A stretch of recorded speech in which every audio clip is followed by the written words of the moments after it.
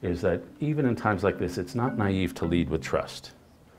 It's not naive to lead with respect.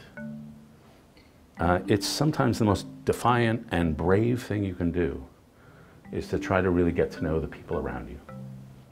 And that's kind of defiant humanism we need in times like these.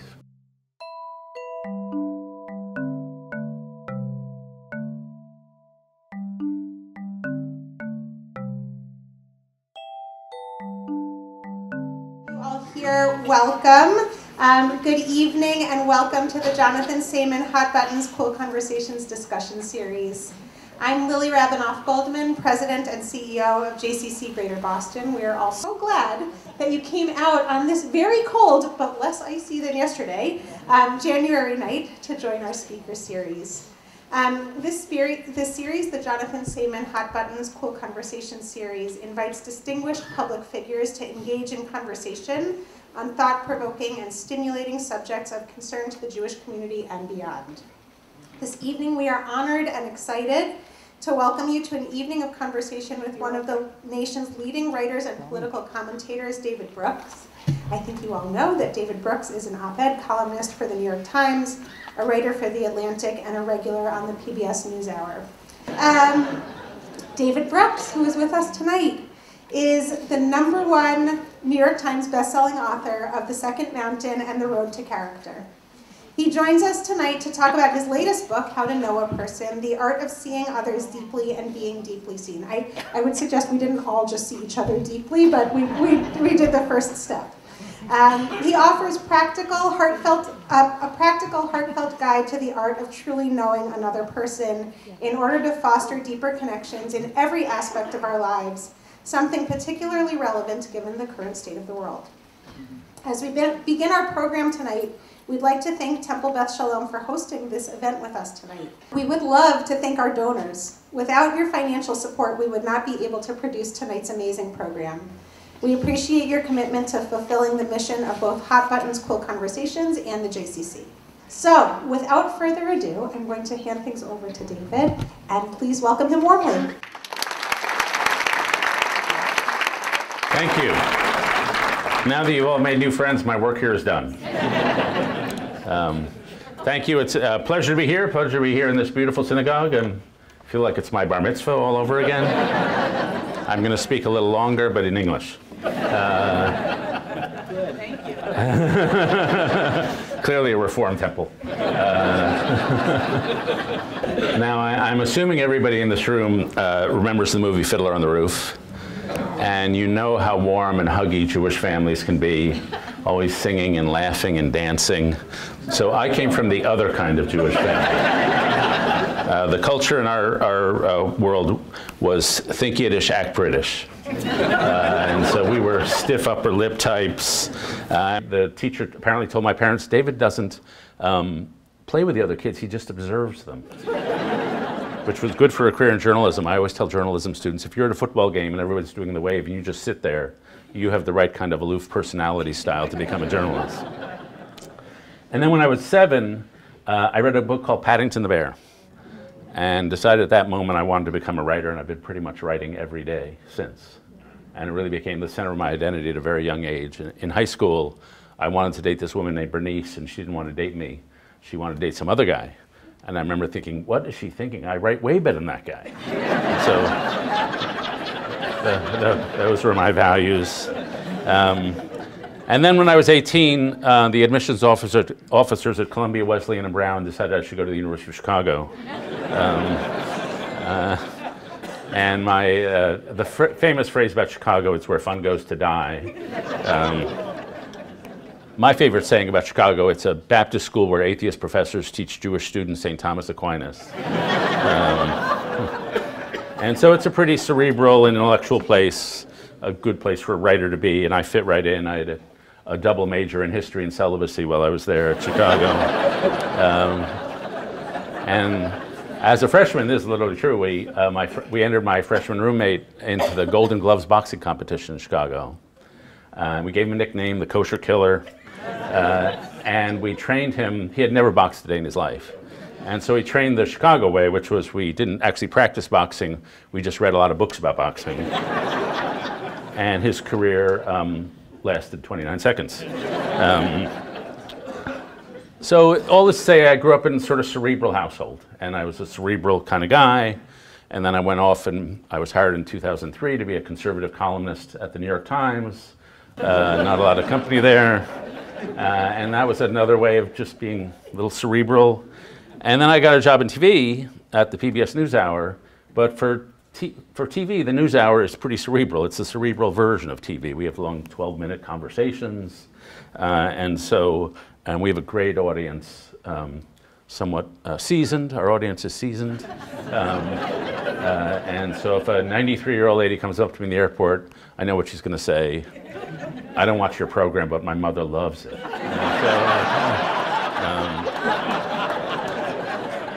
And so all this is to say, living up here.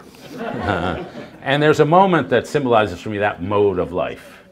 I'm a big baseball fan. I've been to hundreds, maybe even thousands of baseball games. And all that time, I've never caught a foul ball. And I'm sitting with my youngest son in Baltimore, and the batter loses control of the bat. It flies in the air, and it lands in my lap. And so getting a bat is 1,000 times better than getting a ball. And so any normal human being would be holding up his trophy, waving high five, hugging everybody, being a Jumbotron celebrity. I just put the bat on the ground and stood straight ahead. Well, literally everybody in the stadium looked at me. And so I had the emotional reaction of a turtle, basically. And so I decided that living this way was a little unemotional, fear of intimacy. It was not the right way to live. And so I decided I was going to try to improve in some ways. I'm not a remarkable guy, but I am a grower. And so I tried to improve the Chicago way. I wanted to learn about emotion, so I wrote a book about emotion called The Social Animal. And then I wanted to have better character, so I wrote a book about character formation called The Road to Character. And unfortunately, I learned writing that book that writing a book on character doesn't actually give you good character. And even reading a book on character doesn't give you good character. But buying a book on character does. So, highly recommend that. And then I wrote a book about going through hard times and recovering called The Second Mountain. And it sort of worked. I became more emotional and a little better at intimacy. And I can prove it, though I have to do some name dropping. I've been interviewed twice in my life by Oprah. Good one, good name, right? And the second time was in 2019. And after the second interview, she pulls me aside and says, David, I've rarely seen someone change so much in middle age. You were so emotionally blocked before. And she's Oprah, she should know. So like, but the sad thing is that as I've become slightly more human, American society has become more dehuman. And so we all know some of the obvious statistics. Depression rates are rising. Suicide rates are rising. 36% of Americans report feeling lonely most of the time. 45% of teenagers say they're persistently hopeless and despondent. The number of Americans who say they have no close friends has quadrupled since the year 2000. The share of Americans without a romantic partner is up by 1/3. The share of Americans who rate themselves in the lowest happiness category is up by 50% since 2000. So this is some sort of social and relational crisis. We're just sadder than we used to be. And sad societies become mean societies. Because when you feel ignored, you regard that as an injustice, which it is. And you want to lash out at somebody. You feel existentially unsafe. And so I gave you all those sad statistics. I could give you a bunch of mean statistics. Rise in hate crimes, rise in gun violence. Look at our politics. I have a favorite restaurant in New York, and the owner told me that he has to kick somebody out every week now for abusive behavior. My sister-in-law is a head nurse at a hospital, and she says her main problem is keeping staff because the patients have become so mean to the nurses, they burn out and want to leave the profession. And so what's going on? Why are the forces of dehumanization on the march? Well, there are a lot of stories, all of which I agree with. There's the technology story. Social media is making us crazy, and young people just spend a lot less time with their friends. There's the sociology story by my friend Robert Putnam at Harvard here, that we're just not as active in civic organizations. We're not as good at socializing. Then there's the demography story, we're becoming a more diverse society, which is great. But it's just easier to get along when we're all sort of similar. Diversity just makes it more challenging. There's the economic story, widening income inequality, we're not leading similar lives. I have a theory, which I've never seen any data on, which is a family story. We used to grow up in extended families, and you have to deal with your crazy Uncle Don. You had to have some social skills. The story I tell, and they emphasize, is the most direct one. We inhabit a society in which we don't treat each other with consideration and respect. And we don't teach the skills of how to treat each other with consideration and respect. It requires a good heart to do that, but it also just requires plain old social skills, which are skills like carpentry or playing tennis. How to be a good listener. How to end conversations gracefully. I never used to know how to end conversations gracefully. I remember I went to my 5th high school reunion, and I didn't have this skill. My only skill, the only trick I had was I have to go to the bar. And so about 20 minutes into my high school reunion, I'm so drunk I had to leave because I was just going back to the bar. How to sit with someone who's grieving. How to offer people criticism in a caring way. How to ask for and offer forgiveness. How to host a gathering where everybody feels embraced. These are just skills. And so the book is really trying to teach myself and hopefully others these skills. And so how good are you at these skills? When you meet somebody, how well do you get to know that person? Well, I don't know most of you, but I can say with a great deal of confidence you're not as good as you think you are. There's a guy at the University of Texas who studies this, who finds that when people first meet each other and have a conversation, they accurately understand what the other person is thinking 20% of the time. Some people are pretty good, they're 55% of the time. Some people are 0% of the time, but think they're 100% of the time. They're just social idiots. So in any group of people, there are diminishers and there are illuminators. The diminishers are people who stereotype, they ignore, they're not curious, they never ask you a question. I sometimes leave a party and I realize that whole time nobody asked me a question. And I've come to believe like only 34 or 40% of humanity are question askers. The rest are nice people, but they just don't ask you questions. On the other hand, some people are illuminators. They make you feel lit up, respected, they're curious about you. So there was a novelist named E.M. Forster who wrote about 120 years ago, I guess. His biographer wrote of him, to speak to him was to be seduced by an inverse charisma, a sense of being listened to with such intensity that you had to be your most honest, best, and sharpest self. It would be great to be able to listen that way. There's a story, possibly apocryphal, told about Jenny Jerome, who was a young woman in the 19th century who would later go on to become the mom of Winston Churchill. But when she was young, in Victorian England, one night she was at a dinner party and she was seated next to the Prime Minister, William Gladstone. And she left that dinner thinking that Gladstone was the cleverest person in England. Then sometimes later, she's at another dinner and she happens to be seated next to Gladstone's great political rival, Benjamin Disraeli. And she leaves that dinner thinking that she's the cleverest person in England. So it's good to be Gladstone, it's better to be Disraeli. Bell Labs, famous research facility, they had some of their researchers were much more innovative and productive than other researchers. And they tried to figure out why. Was it their education? Was it their IQ? And they couldn't figure it out. And then they realized that the most productive researchers were in the habit of having breakfast or lunch with an electrical engineer named Harry Nyquist. And Harry Nyquist would ask them questions, ask them about their problems, get inside their heads, and help them think through problems, and they made breakthroughs. So Harry Nyquist was an illuminator. And so, how do you get better? And I'll just try to, over the next few minutes, walk you through some of the stages of getting to know someone. The first is the first meeting. When you first meet somebody, they're asking themselves unconsciously a set of questions. Is this person going to be nice to me? Am I a person to this person? Am I a priority to this person? And the answers to those questions will be expressed in your eyes before any words come out of your mouth. And so it's important to cast a loving and just loving gaze, giving people, leading with a sense of trust. I was at a diner in Waco, Texas, and I was having breakfast with a 93-year-old lady named LaRue Dorsey. And she presented herself to me as this strict disciplinarian, a tough lady. She'd been a teacher, and she said, I love my students enough to discipline them. I was a little intimidated by her. Into the diner walks a guy named Jimmy Durrell, who's a pastor. Pastors to the church, to the homeless in Waco. He knows us both. He comes over to our table.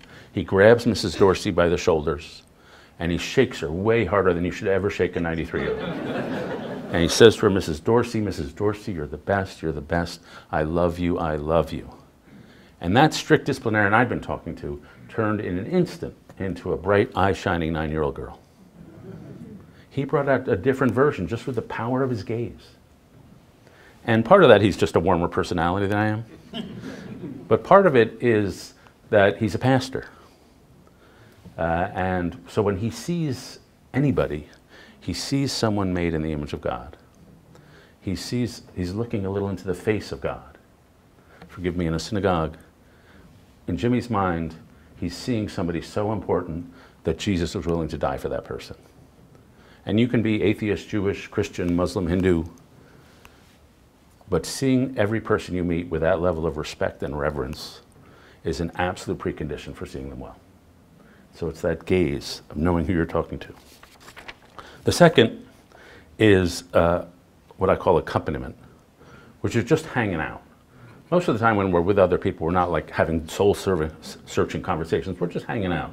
We're at a meeting, we're picking up our kids, we're doing something. And accompaniment is an other-centered way of being in normal life. It's just like we think of a pianist accompanying a singer.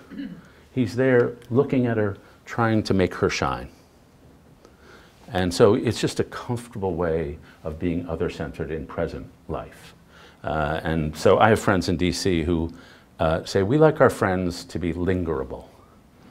The kind of people who just linger after a meal. And they're just a pleasure to be around. And sometimes accompaniment can be a little more profound than that. So I had a student, I'm teaching at Yale. I only teach at schools I couldn't have gone into. And so I had a student named Jillian Sawyer, she was a grad student. And when she was an undergrad, her dad got pancreatic cancer. And they had this conversation that he probably wouldn't be around to see some of the big life events of her life, like marriage and childbirth. And he passed away, and after she graduated from college, one of her friends asked her to be a bridesmaid in her wedding. So she was a bridesmaid, and she watched the father of the bride give a beautiful toast to his daughter. And then it came time for the father-daughter dance. And she thought, it's just too tough for me. I'm going to go to the ladies' room and have a cry. So she left the room, went to the ladies' room, had a cry, and came out. And when she came out of the ladies' room a few minutes later, everybody from her table and the adjoining table was standing there in the hallway. And she wrote to me in a paper, which she gave me permission to quote, about what happened. What I will remember forever is that no one said a word. Each person, including newer boyfriends who I knew less well, gave me a reaffirming hug and headed back to their table. No one lingered or awkwardly tried to validate my grief. They were just there for me, just for a moment, and it was exactly what I needed. And so that's accompaniment. It's just like somebody at one of those tables said, let's go be there for Jillian. And so it's an other-centered way of being. The third phase of getting to know one, and the main one, is conversation. You can't try to imagine what's going on in somebody's mind. You have to ask them. And so how good a conversationalist are you? Probably not as good as you think you are. And in DC, where I live now, the world is full of terrible conversationalists. We are the most emotionally avoidant city on the face of the earth. But B, we have a lot of blowhards. I had a friend who served in the Obama administration, and I was on the phone with him, and he was talking, and I was on my cell phone, and the phone dropped, the call dropped. And so I thought, oh, wait a minute, he'll call me back. And so I waited 2 minutes, and then I waited 5 minutes, and then I waited 7 minutes. And so I finally called his office, and his assistant said, oh, he can't talk, he's on the phone. And so I said, no, he's on the phone with me. He doesn't realize he's been talking for 10 minutes at me. So I went around, and I asked conversation experts, give me some tips here for how to be a better conversationalist. And I'll just share a couple of them with you. One is treat attention as an on-off switch, not a dimmer. If you're going to pay attention to someone, pay 100%, not 60%. I just had dinner in town here, and there was a couple there on their phone the whole time, like they didn't talk at dinner the whole time. Second, be a loud listener. I've got a buddy named Andy Crouch, who when you talk to him, it's like talking to a Pentecostal church. He's like, yes, amen, yes, preach that. Love talking to that guy. Make them authors, not witnesses. When people are telling you a story, they don't go into enough detail. So if you ask them, where was your boss sitting when she said that to you? Then suddenly they're really narrating the scene. You get a much fuller picture of their experience. Don't fear the pause. If we're in a conversation and we're talking about something really important, and I start talking, say, I start my comment here at my shoulder and I talk to the end of my fingertips, at what point have you stopped listening so you can think of what to say? Probably here. So it's really important. Let me talk to my fingertips, then pause, and then respond. The Japanese are much better at this. They're comfortable with 8-second pauses, which in social time feels like an eternity. But they want to digest what the person said. Don't be a topper. This is one really resonates with people because we're all guilty of it. If you say to me, oh, I had a terrible flight, we sat on the tarmac for 2 hours, and then I say, oh, I know exactly where you're going through. I had a terrible flight. I sat on the tarmac for 6 hours. It sounds like I'm trying to relate to you, but really I'm saying, let's stop talking about you and let's talk about my superior experiences. This is, I got from, these two are from Talmudic scholars. One, keep the gem statement at the center. If we're having a disagreement, there's probably something deep down that we agree upon. If my brother and I are fighting about our dad's health care, we might be fighting about that, but we both want what's best for our dad. And so if we keep returning to the thing we agree upon, we save the relationship amid disagreement. Then the other one is find the disagreement under the disagreement. If we disagree about tax policy, there's probably a philosophical reason much deeper down that's causing us to disagree. So let's explore together what that is. It's more fun than just shouting at each other. And then the most important key to conversation is questions. The quality of your conversations depends on the quality of your questions. And I know you are all fantastic question askers because you're all former children. And kids are just really good at asking questions. I have a friend in New York named Niobe Way who was teaching 7th grade boys how to be journalists, how to ask questions. And so the first day she ever did this, she sat in the front of the room and she said to the students, okay, ask me any question and I'll answer it honestly. First question, are you married? No. Second question from another boy, are you divorced? Yes. Third question from another boy, do you still love him? She's like, whoa. And she starts crying and says, yes. Next question, does he know? Next question, do your kids know? They just were remorseless. And so when you're asking questions, the great questions, a lot of them, not all of them, are story eliciting questions. Asking the question in a way that elicits a story. Tell me about a time. And so I read in a book called You're Not Listening by a woman named Kate Murphy. I read a book where she described a focus group moderator who had been hired by grocery stores to figure out why people go to the grocery store late at night. And she could have said, why do people go to the grocery store late at night? But instead she told the focus group, tell me about the last time you went to a grocery store after 11 p.m. And there was a woman who hadn't said anything at the focus group who piped up and said, well, I'd smoked a joint and I needed a menage a trois with me, Ben and Jerry. So you get a little hint into what she was going through. When you get to know someone, my favorite questions are 30,000 feet questions. Questions that get people to look at their lives from a higher perspective. And so some of them are, what crossroads are you at? We're all in transition most of the time at one transition or another in our lives. So what transition are you in the middle of? If this 5 years is a chapter in your life, what's the chapter about? What would you do if you weren't afraid? I have a friend who was being interviewed for a job, and after the interview, he said to the interviewer, what would you do if you weren't afraid? And she started crying because she wouldn't be doing HR at that company. And I used to ask my Yale students, what would you do if you weren't afraid? And every year, one or two would say, I wouldn't be at Yale, I'd leave. It's not the right school for me, but I need the prestige. And so fear just plays a role in our lives. I was at a dinner party where it sounds awful, my wife makes fun of me for when I did this. I think she cringed. But I asked the question, how do your ancestors show up in your life? We're all formed by our cultural heritage. And we had a Dutch family there, and they talked about Dutch heritage. A black family talked about the African American experience. I talked about Jewish heritage. And we tried to figure out how we're all shaped by our ancestors. It was a great dinner party. And so these are just big questions. I had dinner with a sociologist at a conference, and he said, I'm 80. I probably got one big project left. What should it be? That was just a big question. And for the next hour and a half, we talked about his interests. We talked about facing death. We talked about old age. It was just a great dinner conversation. And so what I've given you so far is how to get to know another person in normal times, in happy times. But we don't live in happy times. And so just a few minutes on some of the tougher conversations that we have. One of my oldest friend in the world was a guy named Pete. And he was actually from Reading, Mass. We met at age 11 at a camp in Connecticut. And we spent the next 50 some odd years as very close friends. And our friendship was just based on play. We played basketball, we played rugby, we played everything together. He was about 8 inches taller than me, so I didn't do so well, but we had great games. And then when he was 57, depression descended upon him. And my wife noticed immediately that just a light had gone out. I thought I'm reasonably well educated. I didn't know what depression was.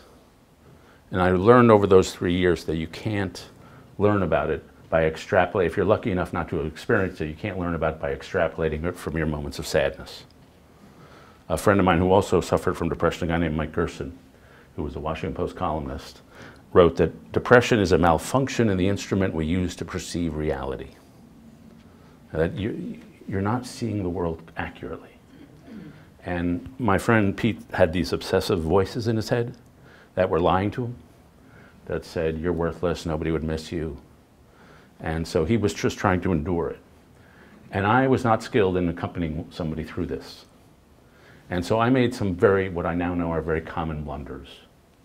The first thing was, I tried to give him ideas on how to make the depression lift. Like I said, he was an eye surgeon. I would say, you used to love going to Vietnam, doing surgeries, you found it so rewarding, why don't you go do that? But eventually I learned that giving people ideas for how depression lifts is just another way of saying you don't get it. Because it's not ideas they're missing. It's a lot of other things, but it's not ideas. The second thing I tried to do what psychologists call positive reframing. I tried to remind him of all the good things in his life. You got a great marriage, you have a great career, your boys are wonderful. And when you do that, you're just reminding the depressed person that they're not enjoying the things that are palpably enjoyable. And so you can make them feel worse. Finally, I learned over years that one of the few things you can do is first acknowledge the reality of the situation. This sucks. Second, an expression of goodwill. I want more for you. I want more for you. It's not going to do any good, but at least it's an expression of goodwill. And third, just remind him, you're not going anywhere. You're going to be here through this. You'll be here when it lifts. Your friendship is not going away. You're not alone here. And I think in retrospect, I wish I had done more little touches, like more texts. I read about somebody when he was depressed. He had a friend who just sent him a postcard from wherever the guy was. And just no reply necessary. I wish I'd done a little more of that. And then I'm a big fan of the book Man's Search for Meaning by Viktor Frankl. And when he was in the concentration camp at Auschwitz, or whatever, he was in a lot of camps, he would tell the depressed people, life has not stopped expecting things of you. And it sounds a little harsh to me, but I trust Viktor Frankl knows what he's talking about. Life has not stopped expecting things of you. And the people who suffer from depression have a credibility because they've been through pain, and they have a credibility with those who are also going through pain. There's a beautiful quote from Thornton Wilder. Without your wound, where would your power be? It is your very remorse that makes your low voice tremble in the hearts of men. The very angels themselves cannot persuade the wretched and blundering children on earth, as can one human being broken on the wheels of living. In love's service, only wounded soldiers can serve. And those who have been through something have that kind of credibility. So that's one kind of hard conversation. The second kind of heartfelt conversation is the conversation across difference, and often across political difference and ideological difference. And often in these conversations, there's a power inequality. When I walk into a room, I walk in with the New York Times, Yale University, PBS, I work at the Aspen Institute. You have never met a human being with more elite baggage than I have. And so people on the left and right see me as part of a system that they find is oppressing them. And so often they come to me with critique. And my instinct is to always say, no, you have to understand I'm one of the good guys here. You have to understand my situation. And I've learned that that's the wrong approach. The right approach is to try to stand in their standpoint. It's to ask them 3 or 4 or 5 times in different language, tell me more about what you believe. What am I missing here? And I may not, and you'll find if you ask it 5 times, you get much better answers each time you ask. And it may not persuade them, but persuasion is more about listening than it is about talking. People can only be persuaded after you spend 80% of the time listening to them. And if you ask them about their standpoint, their point of view, then at least you're showing them respect. And one of the best conversation books I've ever read was called Crucial Conversations by a group of authors led by a guy named Joseph Grenny. And they say in that book, in every conversation, respect is like air. When it's present, nobody notices. When it's absent, it's all anybody can think about. So at least you're showing respect. And the authors of that book also say in every conversation it exists on 2 levels. One, the nominal thing we're talking about. Second, the emotional flow between us as we're talking. With every comment, I'm either making you feel safe or less safe, respected or less respected. And so it's that under conversation is actually more important. And so these are some of the ways of trying to have less unpleasant, bad, hard conversations. So for the last few years, I've gone around asking people, tell me about a time you felt seen. And sometimes the stories are kind of ordinary, but meaningful to the people. I had a woman who was probably around 40 tell me, well, when I was 13, I had my first taste of alcohol. I came home so drunk that when my friends dropped me off, they put me on the porch, and I was so drunk I couldn't move. And my dad, who was strict, came out, and I thought he was going to scream at me all the things I was already saying to myself. I'm bad, I'm bad, I'm bad. But he didn't. He just scooped her up in his arms. He carried her inside. He laid her on the sofa and said, there'll be no punishment here. You've just had an experience. And she remembered that story like 30 years later. Because he knew what was going on in her head. He didn't need to scream at her. So she felt seen. Rabbi Elliot Kukla tells a story about a woman who, because of a brain injury, would sometimes just fall to the floor. And apparently when she would do this, people would just rush to lift her up.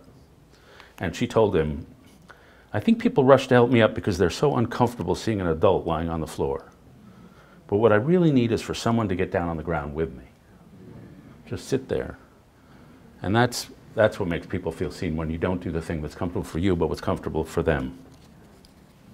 And sometimes in books I come across somebody who saw somebody well. I was reading a book about one of Robert Cairo's books.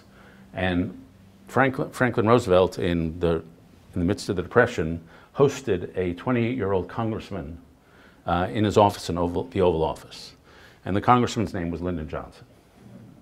And after Johnson left, FDR turned to his aide, Harold Ickes, and said, you know, Harold, that's the kind of uninhibited young pro I might have been as a young man if I hadn't gone to Harvard.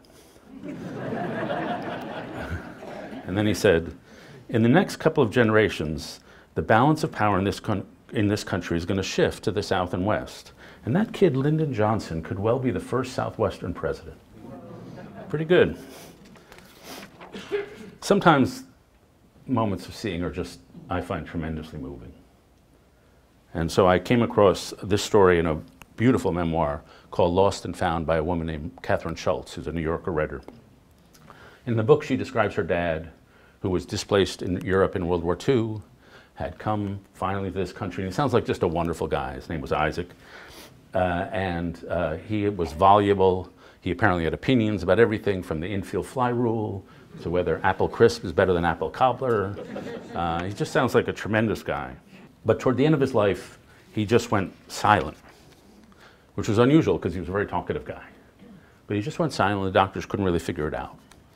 And then at the very end of his life, the family gathered around him and they decided they were going to say the things they didn't want to leave unsaid.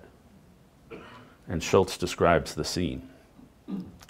My father, mute but seemingly alert, looked from one face to another as we spoke, his brown eyes shining with tears. I had always hated to see him cry and seldom did, but for once I was grateful. It gave me hope that for what may have been the last time in his life, and perhaps the most important, he understood. If nothing else, I knew that everywhere he looked that evening, he found himself where he had always been with his family, the center of the circle, the source and subject of our abiding love. Just a guy who died well seen. And so if it's delicious to feel seen, it's also delicious to be the seer, to be the one who gets somebody. And so a few years ago, I was at my dining room table, and I was reading a boring book, which is what I get paid to do. And I looked up, and my wife came in the front door of our house, which you can see from the dining room table. And she stood there in the doorway with the door open. And it was summertime, and the light was streaming in behind her. And she didn't even know I was there, because that's the kind of charisma I have. But she paused and looked at an orchid that we keep by the table, on a table by the front door. And I had a sensation that went across my head, which was, I know her, I really know her, I know her through and through. And if you had asked me how I knew her at that moment, I would have had trouble answering. It wasn't like I wasn't seeing the personality traits I would use to describe her to a friend. I wasn't seeing the biographer of her. It was like I was seeing the whole flowing of her being, the ebbs and harmonies of her music. It was almost as if I was not seeing her, but I was seeing out from her. And to see somebody really well, you have to see a little how they see the world. And it's what happens in a marriage. You get to know the other person so well, you sort of can see how they see the world. And I was, if you had asked me to describe the word I was using, how I was looking at her at that moment, I wasn't observing her, I wasn't inspecting her. The only word in the English language that comes to mind is the word beholding. I was just beholding her. And a couple of weeks after this event, I told some friends about this. And they said, you know, that's what we do with our grandkids. We just behold them. And so we're living in tough times. The famous dates of our age are hard dates. September 11th, January 6th, October 7th. And in times like this, it's tempting to want to shut down, callous over, dehumanize. But I think my final point is that even in times like this, it's not naive to lead with trust. It's not naive to lead with respect. It's sometimes the most defiant and brave thing you can do is to try to really get to know the people around you. And that's kind of defiant humanism we need in times like these. Thank you very much.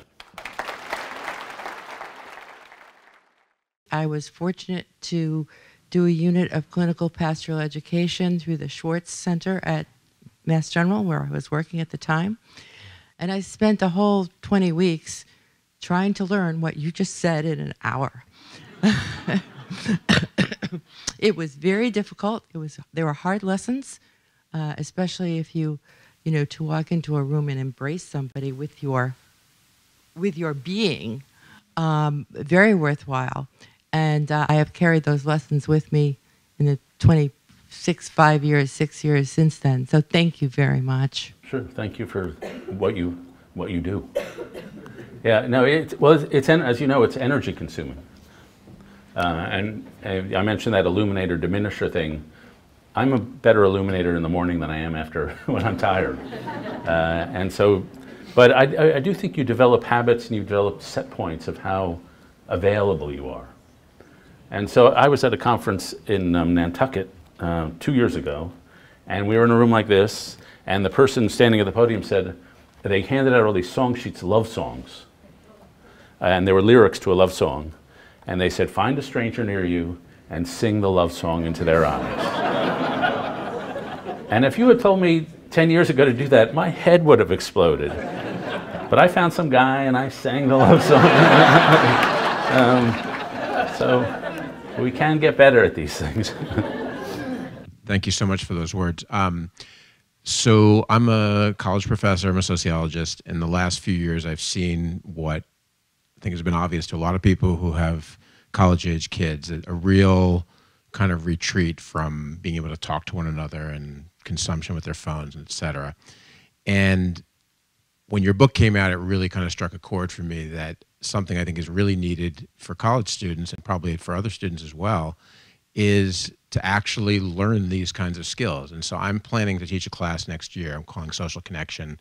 I want to use your book. And I'm just curious if you have any kind of tips for how you might convert this into a kind of a curriculum. I know it's probably a big question. Yeah, I did teach this book twice while I was writing it. And I guess I found, first of all, one of the things that I found hard to do was get my kids to, like, say, no laptops in class. And that was a challenge, but I made them do it. I saw a video on today. A professor told his class not to bring no laptops in class, so one kid brought in a typewriter. Yeah, but the one thing I had trouble getting, and when I've taught off and on for 20 years, and my students used to call my class Therapy with Brooks, because we just would spill our guts to each other. But I found it harder and harder as the years have gone by to get them to share with each other. And I found it harder and harder to get them to argue with each other. There's almost a norm of no public argument. They'll do it in the dorm room. They don't want to do it in public because they don't know what's going to be said. The other thing I've learned is to be more vulnerable with them than is comfortable for me. And so I was teaching, and this was 10 years ago, and I was courting a woman who I was hoping would marry me. And she said she was going to fly from Texas, where she lived, to New Haven to tell me whether or not she would marry me. And so I don't recommend this, but I held my office hours at a bar between 9 and 1 in the morning. That's when I did my office hours. And so I told the students, I'm going to have to cancel office hours tonight. I've just got something going on personally. I didn't say anything more about that. And that night, of my 25 students in the seminar, 18 or so wrote to me and said, Professor Brooks, we're just thinking of you. I'm praying for you. And that changed the whole tenor of the class the rest of the term, because they saw that I wasn't like an austere professor. I was just another guy getting through life. And then the woman came to New Haven and she said she could never marry me. Of course, now she's my wife, so it's all okay. One other thought, and I'm not quite answering your question because I'm not great at designing curricula. I can do a reading and we can talk, but it's a skill that's different from writing a book. But one thing I found fruitful conversations around this fact. If you ask a lot of us, or Boomer, or Silent Generation, or Gen X, if you ask us, do you trust the neighbors? I'm sure you know these statistics better than I do. Do you trust the people around you? You'll still get 60% of our age group saying, yes, I trust the people around me. But according to the World Values Survey or the General Social Survey, I can't remember which one, if you asked Gen Z and Millennial, only 19% say I trust the people around me. And so there's another statistic I saw that 73% of that generation agree with the statement, most people are selfish and out for themselves. And so there's just high levels of distrust. And so I would ask my class, why these levels of distrust in your generation?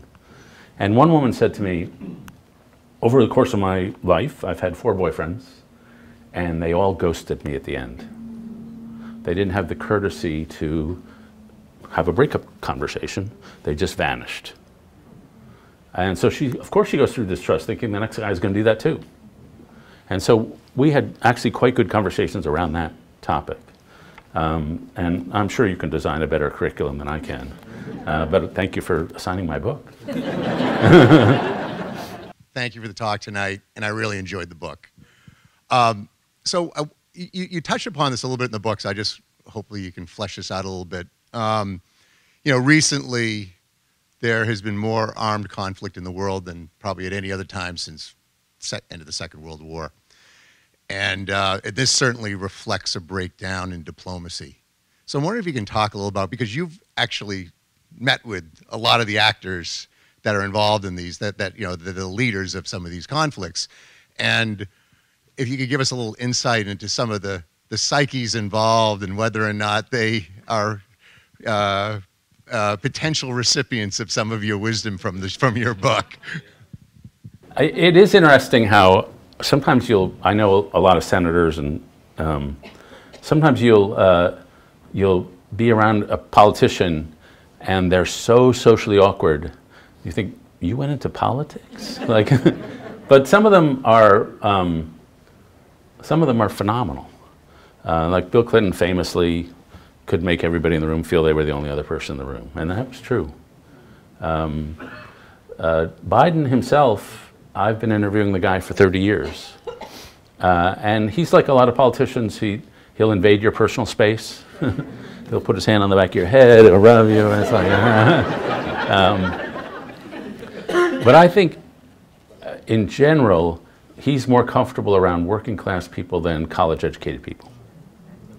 He has a very quick chip on his shoulder reflex when he thinks somebody else thinks they're smarter than him.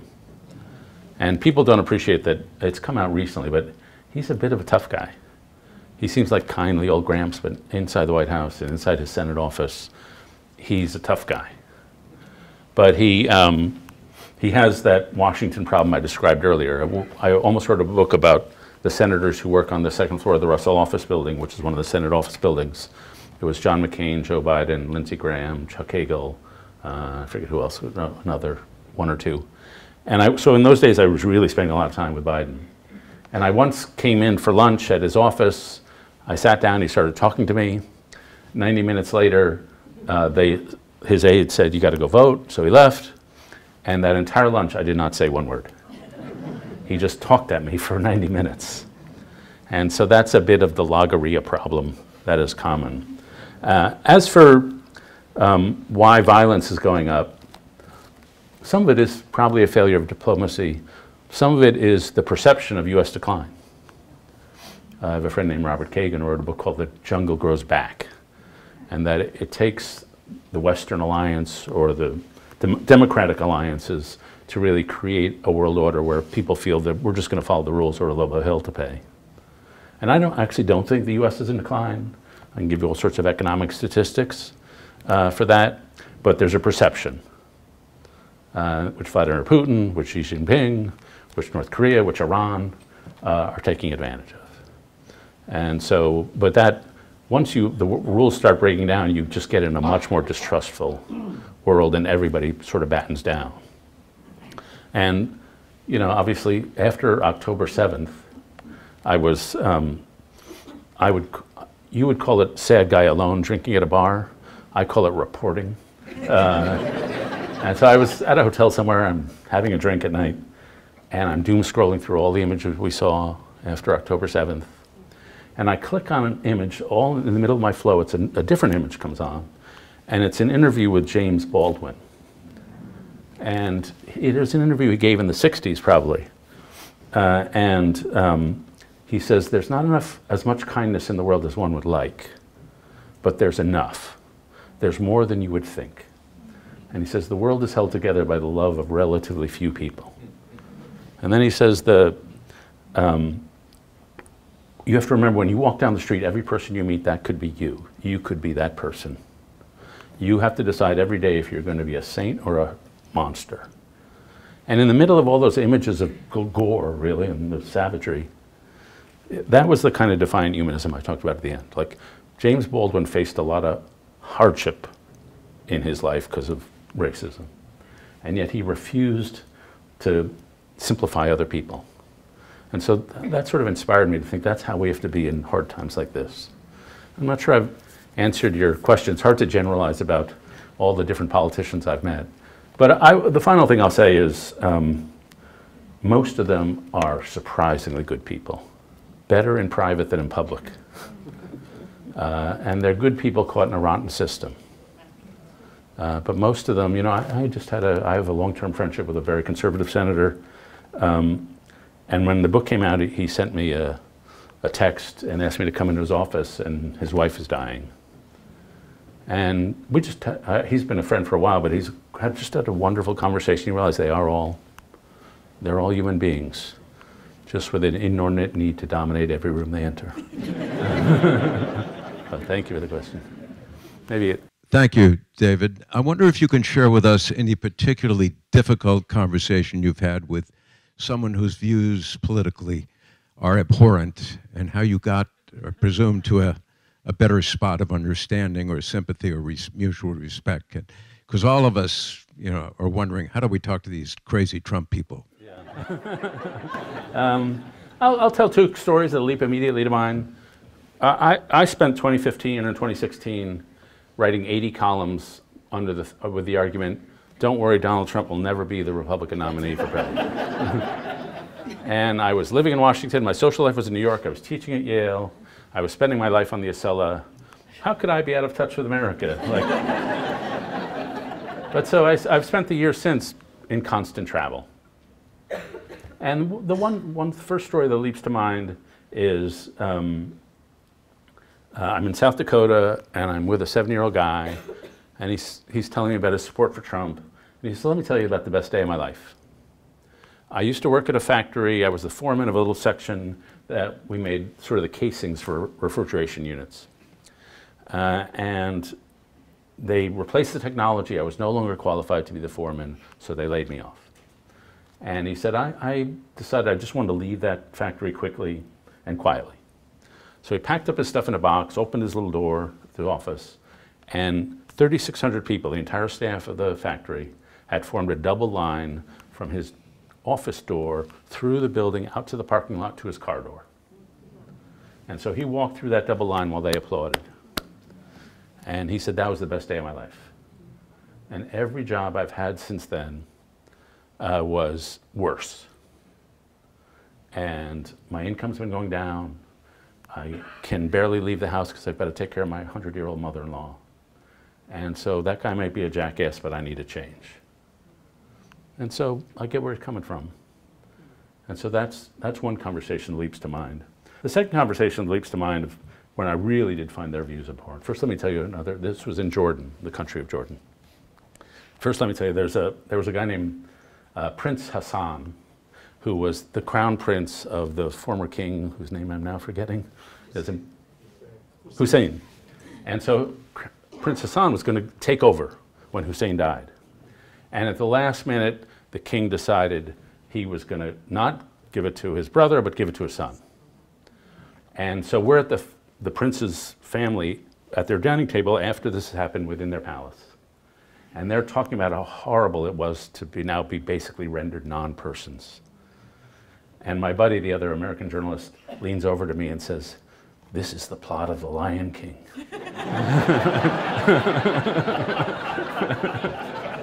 So that's not the bad story I'm going to tell you. The story I'm going to tell you is, I think on that same trip, also in Jordan, I was invited over to a family's home, my other journalists and I. And if you've ever been in the Arab world, you know how incredibly gracious everybody is. I used to take trips throughout the Arab world, and everybody would just be wonderful. And then I'd go to Israel. It's like, would it kill you to be kind of nice? But so we're having a wonderful time. Most of the gentlemen are there. They're legal scholars. I think a couple were on the Supreme Court of Jordan. And their granddaughters come in and give us warm embrace, greetings. And then we start talking about it. It was years ago, and there had just been a terrorist attack in Tel Aviv at a discotheque called the Dolphinarium.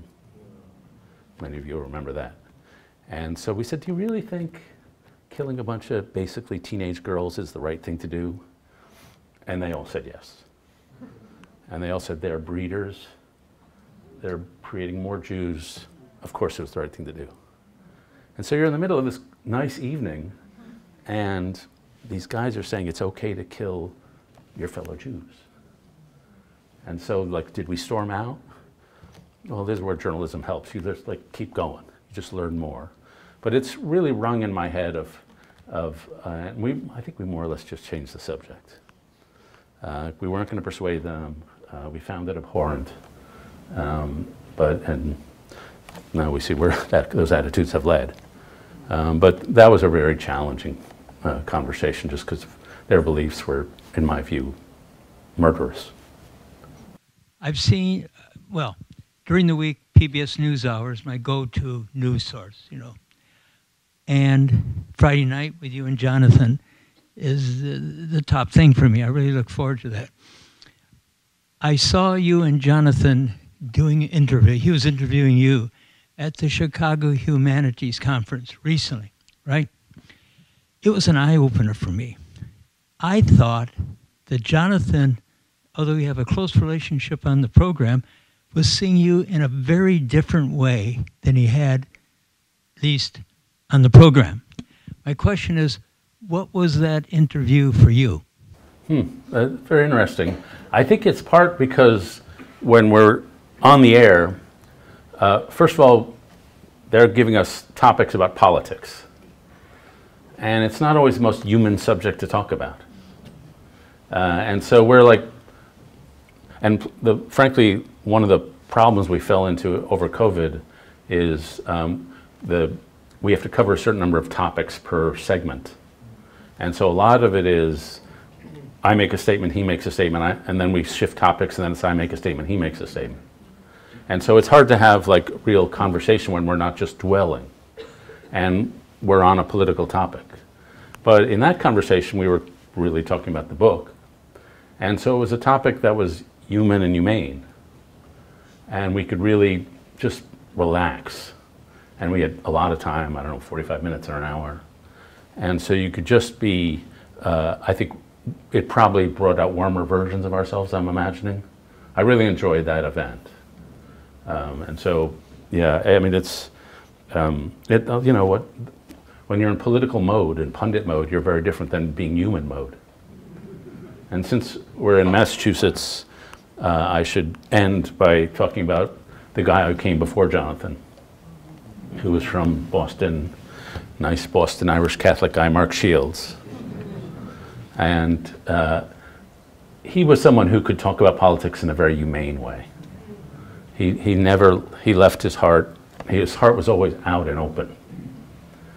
He had started as a political consultant, and I think the highlight of his political consultant career was working for Bobby Kennedy. He would say that was the highlight. And then he worked for Ed Muskie. He was one of the managers of that campaign in 1972, if anybody remembers that. He used to joke that I was the guy who told Muskie to show a little emotion. It's great to be in a crowd where people get that joke. And then he went on to the NewsHour, and he was there for a long time. Our segment was called Shields and Brooks, and before that it was Shields and Gigot, and before that it was Shields and Gergen, and before that it was Shields and Coolidge. I think it was Shields and Andrew. He did it for a long time. But he was just a wonderful, and we did that show together for 20 years, and we never had an angry word for each other on or off the air.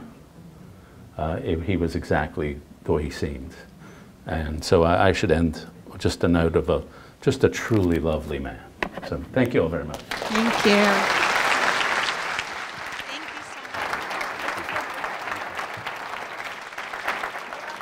Thank you all so much for here tonight. It's really a pleasure.